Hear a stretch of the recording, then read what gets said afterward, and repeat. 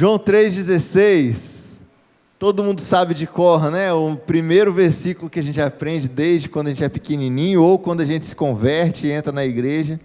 Vamos lá, ó, sem olhar para a Bíblia, todo mundo olhando para mim, vamos lá. Porque Deus amou o mundo de tal maneira que deu o seu Filho unigênito, para que todo aquele que nele crê não pereça, mas tenha a vida eterna. Glória a Deus, louvado seja o nome do Senhor, por essa verdade que Cristo mesmo proferiu, e ele pode ser considerado o resumo da Bíblia, né? Lá no Gênesis, tem o versículo que Deus fala, né? Obrigado, Joel. É porque a gente canta e gasta a voz, aí vai pregar e fica... Ainda teve um cheiro de fumaça que deve ter, alguém está tocando fogo aí fora em algum lugar. A garganta fica meio coisada.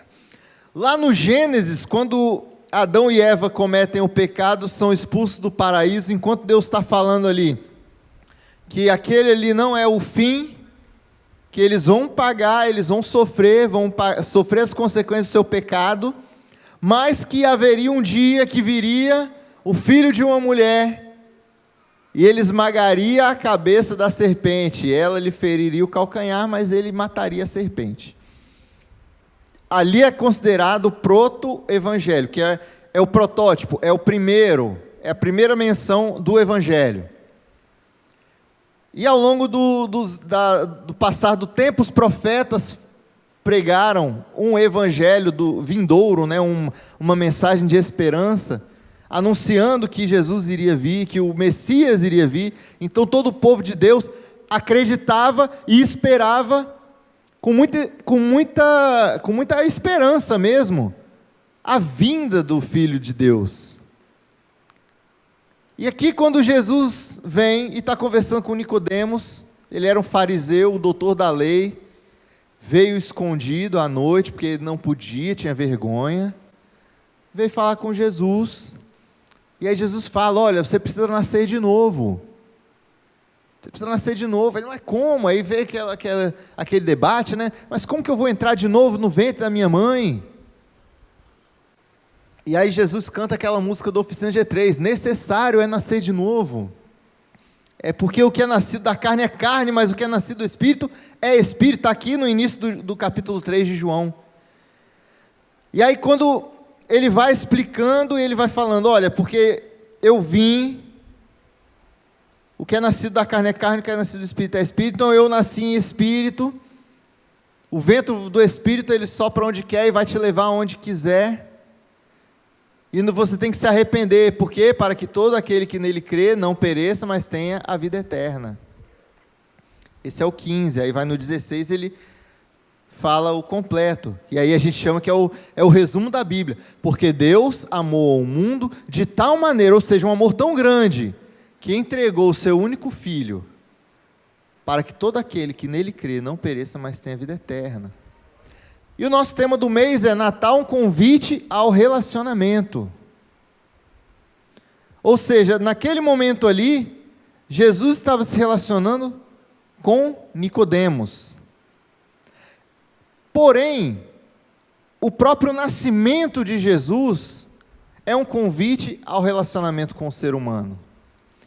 E mais ainda, lá na eternidade, Deus já estabeleceu esse convite ao relacionamento com a humanidade. Porque o Natal, ele começou na eternidade. O Natal, ele não começou há 2000 anos. 2021 anos, aproximadamente, quando Jesus nasceu. O Natal, ele começou lá na eternidade. É porque acontece o seguinte, nós somos seres humanos, somos limitados. A nossa mente não consegue acompanhar o raciocínio de Deus. Então, quando a gente lê a Bíblia, a gente começa aqui, Gênesis, Êxodo, Levítico, Número, Deuteronômio, Josué, Juízes, Ruth, Samuel, e vai, por aí vai. A gente imagina uma história contada linearmente, né? Deus criou o homem pecou, aí Deus expulsou o homem do paraíso, então o homem iniciou ali a população da terra, aí o homem pecou de novo e irritou a Deus, Deus mandou o dilúvio, e depois começou de novo a população, e por aí vai. A gente tem essa mentalidade limitada, porque nós pensamos o quê? Seguindo o Cronos, o tempo. ano 1, ano 2, ano 3, ano 4, a gente segue o calendário, a gente segue dia, noite. Acontece que Deus, Ele não enxerga dessa forma. Deus não vê dessa forma. Deus vê tudo acontecendo ao mesmo tempo.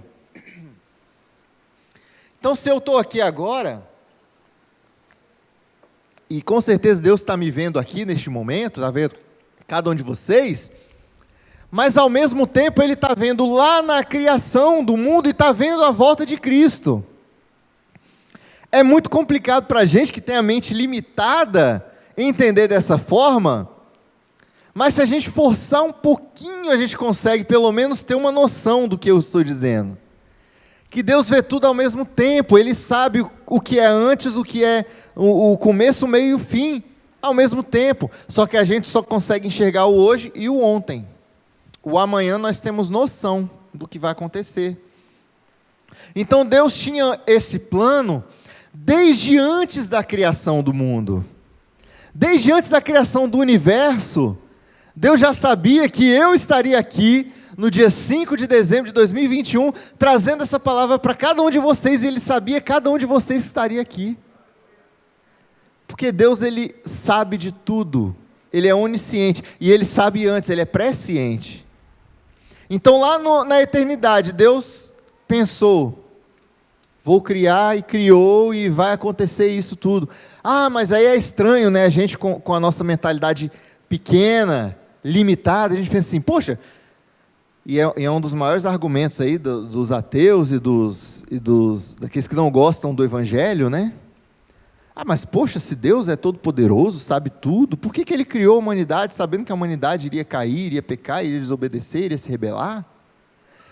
Acontece que a gente só vê até aqui, mas como Deus vê tudo, Ele já viu lá no final, e Ele já viu que lá dá tudo certo. Sabe, quando a gente olha para trás, eu tenho 37 anos, faço 38 agora, dia 18 de janeiro. Quando eu olho para trás, eu vejo diversas situações da minha vida que pareciam que era ali, eu estava num buraco sem fundo, sem ver a luz no fim do túnel. Sabe, já aconteceu isso com você? Comigo algumas vezes. Está ali na situação, meu Deus, e agora eu não tenho saída para essa situação. E a solução vem de uma forma tão fácil, que acontece assim, gente, às vezes a gente se preocupa por uma coisa que era tão fácil a solução, era tão fácil passar por aquele obstáculo. E eu vi nesses dias um cara sábio, um cara muito inteligente, eu posso chamá-lo de gênio, que me ensinou uma coisa fantástica a esse respeito. O nome dele é Sérgio Malandro, e ele falou bem assim, ele mesmo, Sérgio Malandro, falou bem assim, que quando a gente fala que tem problema, é algo muito sério. Na nossa vida, a maioria das vezes que a gente diz que tem problema, a gente não tem problema, a gente tem obstáculo. Obstáculo. Ah, mas eu estou desempregado. É um obstáculo, porque emprego você consegue, ou você arruma um trabalho informal, você vai ganhar uma renda para a sua família, vai passar por essa situação e vai prosperar novamente depois. Ah, mas o meu carro quebrou. É um obstáculo, que você vai, leva para a oficina, conserta, não tem jeito, vende. Já contei aqui em outra ocasião, num carro ruim que eu comprei, o carro quebrou um monte de vezes, eu tomei prejuízo, perdi uma grana. Hoje eu já não estou com ele mais. Naquele momento ali parecia um problema. Não é problema, foi um obstáculo. Obstáculo você ultrapassa. Você sabe o que é problema? Problema é você ver seu pai morrendo na sua frente, e ali não tem solução. Aí é problema. Problema é quando chega um médico e te dá um diagnóstico lá, ou dá um diagnóstico de alguém da sua família e fala assim, olha, é uma doença tal, é terminal, não tem solução. Aí é problema. Passou disso, é obstáculo. E aí a gente não enxerga Por que eu falei isso tudo? Porque a gente não enxerga como Deus enxerga. E o que nós enxergamos como problemas tão graves, Deus que vê tudo, vê antes, o durante e o depois, Ele está vendo que aquilo ali é só um obstáculo que nós iremos transpor. E mais para frente a gente vai olhar para trás e falar, nossa Deus, eu fiquei tão preocupado por causa daquilo, era só um pequeno obstáculo. E aí a gente acaba questionando Deus, nossa, por que Deus criou uma humanidade tão imperfeita, criou um homem tão impuro? Porque Ele sabe que no final vai dar tudo certo. Então nós não temos noção. Aí a gente enxerga só uma parte. Como o apóstolo Paulo disse lá em 1 Coríntios 13, no versículo 12, né? O texto de 1 Coríntios 13 é lindo. Ainda que eu falasse a língua dos homens e dos anjos, se não tivesse amor, de nada adiantaria, né? Seria como um metal que soa, como um sino que retine. É como ficar fazendo um barulho. E esses dias eu preguei sobre isso também, eu peguei a baqueta e fiz um barulho, né? É como se fosse isso. Sem amor, a nossa vida não tem sentido. E aí mais para frente no 12 ele fala, agora eu só vejo em partes, mas depois eu vou vê-lo face a face. Ele ainda usa o exemplo do espelho. Agora eu vejo embaçado, porque naquela época o espelho não era o espelho que a gente vê hoje perfeitamente. Era um latão polido, e aí você se via mais ou menos, né? Como você vê, sabe quando você dá aquela areada no fundo da panela, e você olha assim, olha, dá para me ver aqui, mas você não vê 100%. Era o espelho na época de Paulo. E aí ele falou, agora eu estou vendo aqui em partes, mas depois, quando eu conseguir ver Deus face a face, aí eu vou ter o quê? A plenitude. E é assim que Deus olha, Ele vê a plenitude. Ou seja, desde o início de tudo, Deus ele sempre buscou se relacionar com a sua criação. Porque Ele sendo um Deus triuno, ou seja, um Deus que são três em um, Ele é por si só relacionável. Em essência Ele já se relaciona. O Pai, o Filho e o Espírito Santo, eles se relacionam. Um com o outro. Porque cada um exerce um papel muito importante na história da humanidade. E um com o outro vão se relacionando, o Pai com o Filho com o Espírito Santo com o Pai. Então Deus, sabendo que Ele seria rejeitado pela sua própria criatura, ou seja, por nós seres humanos, Ele já estabeleceu desde a eternidade esse plano prévio de relacionamento. Porque Ele sabia, o homem vai... Mesmo eu me relacionando com ele lá no jardim, todos os dias, eu andando ali junto com ele, batendo aquele papo no fim da tarde, ele vai me desapontar, ele vai pecar. Mas vai estar estabelecido um plano de relacionamento com o homem. Então, baseado nessa fala de Jesus com Nicodemos, nós percebemos o quê? Que a humanidade condenada pelo pecado recebe de Deus a oportunidade, a opção da vida eterna, do relacionamento eterno com Deus. O que é a vida eterna, irmãos? É viver para sempre se relacionando com Deus. Tem coisa melhor do que isso? É isso que nos dá esperança. É isso que faz a gente levantar, mesmo em meio a obstáculos. E aí eu desafio você a partir de hoje, não usar mais a palavra problema, mas usar a palavra obstáculo, porque problema a gente já aprendeu que é algo que não tem solução. Então, a gente tem ali, ao longo dos obstáculos, a esperança de que um dia nós veremos eternamente em Deus, nos relacionando com Ele. E aí vai ser o maior prazer que essa terra jamais experimentou, que o ser humano jamais sentiu. Só que ainda tem mais um problema. A grande questão é o quê? A gente foca tanto lá na salvação, que a gente se preocupa tanto com o dia do Senhor, né? Com a chegada, com o fim dessa viagem, e a gente não se preocupa com o percurso, a gente não aproveita o percurso, a gente não usufrui do percurso. Tipo uma viagem mesmo, vou pegar aqui minha família, vou lá para Bahia, lá, curtir uma praia. Aí a gente sai daqui, pega o carro, gasta aí 6, 7, 8 horas, dependendo do lugar. E se irrita muitas vezes, né? Ai, não chega. Ai, está demorando. A gente já chegou. Fica igual o burro do Shrek, né? A gente já chegou. A gente já chegou.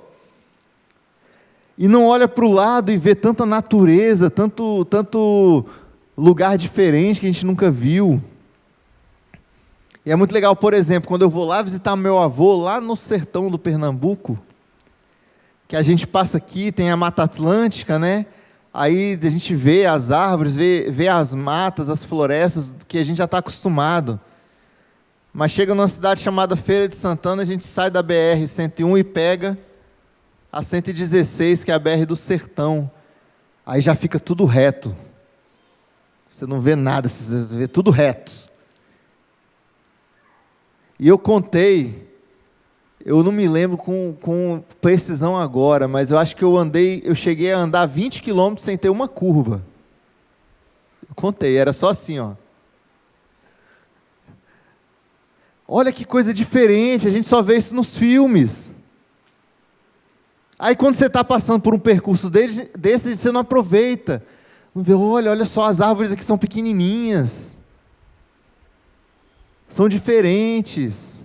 É uma paisagem diferente. A gente não aproveita o percurso. Aí, que bonito, tem uma casinha lá. O jegue. É legal. E aí a gente se preocupa tanto com a salvação, com a vida eterna.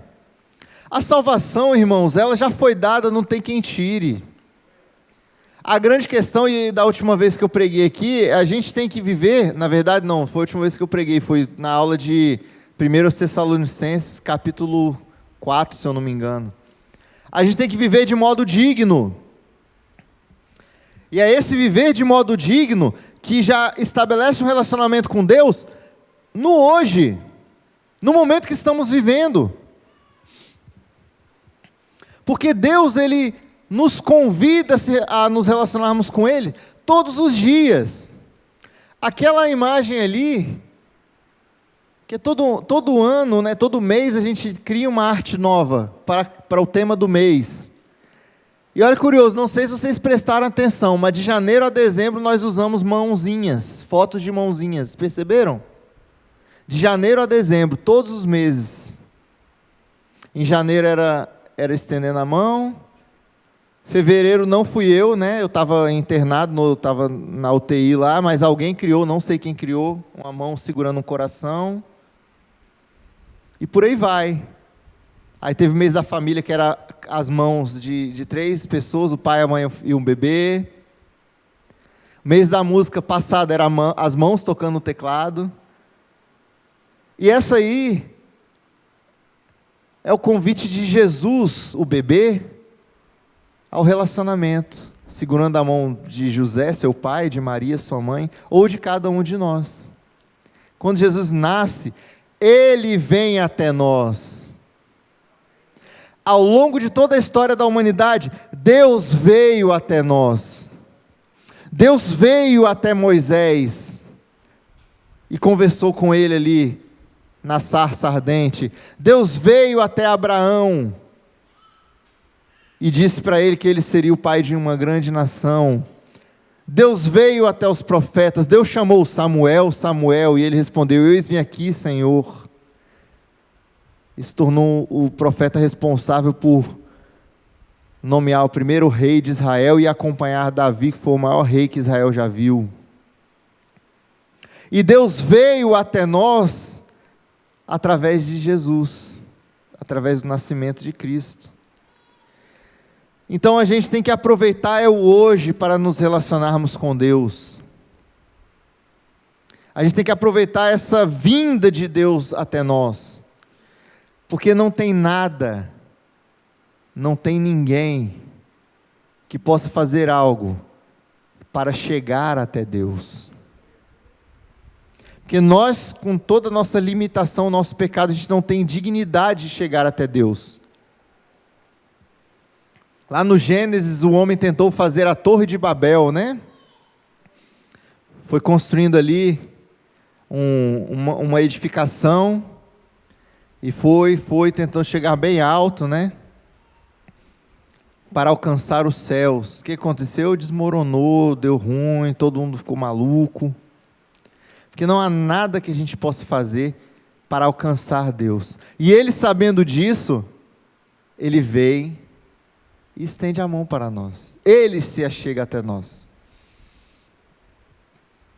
E nesse texto, nesse único versículo, a gente consegue perceber, em primeiro lugar, que Deus estabelece um relacionamento pelo amor. Porque Deus amou o mundo de uma maneira tão grande, que Ele entregou o seu Filho. Quem aqui teria coragem de entregar o seu filho para morrer por alguém que é assassino, que é estuprador, que é corrupto, que é mentiroso, que é um bandido? Deus teve coragem de fazer isso. Porque no versículo não diz que Deus, e a gente vai falar isso um pouquinho mais para frente, né? Mas não vou adiantando logo, não diz que Deus entregou o seu Filho para alguns, mas é para que todo representa um completo, né? Então é a entrega, é o sacrifício, é o amor. Somente com amor a gente pode estabelecer um relacionamento com Deus. O segundo ponto é que foi um passo dado pelo próprio Deus. E como eu falei, nós não temos condição. E a diferença do cristianismo, a diferença da nossa religião para todas as outras é essa. É que em todas as outras religiões, o homem que se aproxima do Deus que ele adora. Somente o nosso Deus verdadeiro e único, que vem até nós, que fala com seus filhos, que se materializa e nasce, não se materializa como se fosse, né, fosse o pensamento, mas que toma forma humana e nasce como um ser humano para se relacionar com o povo. E que depois que ele morre e ressuscita, ele fala, eu ainda vou mandar mais um, porque nós somos 3. E aí vem o Santo Espírito de Deus, e está aí sobre toda a face da terra. É cuidado, é atenção. Em terceiro lugar, é um percurso que ele faz até nós. Porque Deus amou o mundo de tal maneira que deu o seu Filho unigênito, para que todo aquele que nele crê. Ele deu o seu Filho, ele veio até nós. Então é o que? Submissão do Filho, é altruísmo. O Filho lá na eternidade sabia que ia sofrer, mas ele falou, não, vamos lá, eu vou. O que é altruísmo? É você enxergar a necessidade do outro, é você se identificar com a necessidade do outro. Jesus sabia que não haveria outra forma de nós termos condição de chegarmos a Deus, então ele falou, não, vamos lá, eu vou. E é uma oportunidade para todos, para que todo aquele que nele crê não pereça. Isso representa a bondade de Deus, a benevolência. Bondade é a sua natureza, quando você não consegue fazer coisa ruim, não consegue ser mal.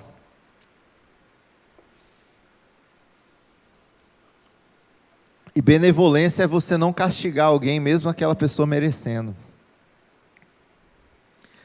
E é uma chance para muitos, para que todo aquele que nele crê. Deus amou o mundo, ou seja, para todos. Mas a oportunidade é para muitos, para que todo que crê, porque aí já entra o condicional, que entra a nossa parte. Para que todo aquele que crê. É equidade e justiça. Deus é justo. Eu vou dar para todo mundo aí a oportunidade. Agora, quem crê, ou seja, é equidade, eu vou liberar para todo mundo. Quem crê, aí é justiça. E por fim a chegada. Não pereça, mas tenha a vida eterna. Aí a gente chega. A gente conclui, a gente encerra esse processo e vai viver em plenitude na eternidade. Então, você vê quão rico é um único versículo. Mostra todo o plano de Deus de determinar o relacionamento, a salvação e a vida eterna com Ele. Então, somente um Deus tão bondoso, tão maravilhoso, tão misericordioso, viria até nós para entender na pele a nossa situação. E dar para nós, para cada um, para eu e para você, para todos aqueles que estão na face da terra, a oportunidade de estabelecer um relacionamento. Como eu falei, não acaba no momento que a gente se salva, porque seria muito mais prático, né? Ai, amém, eu reconheço meus pecados, entrego minha vida para Cristo. Vai lá e toma um tiro, morre, acabou, está salvo. Não, porque Deus Ele quer esse relacionamento. Porque através do relacionamento que eu estabeleço com Ele, é que eu vou estabelecer um relacionamento com você. E é esse relacionamento que nos fortalece, que torna o fardo mais leve, que nos dá força para ultrapassarmos os obstáculos. Então só esse Deus maravilhoso pode nos dar essa oportunidade de ter esse relacionamento com Ele, desde agora até a eternidade. Que nós possamos buscar a presença desse Deus, que nós possamos buscar o relacionamento com esse Deus maravilhoso. Porque Ele está aí para se relacionar com cada um de nós.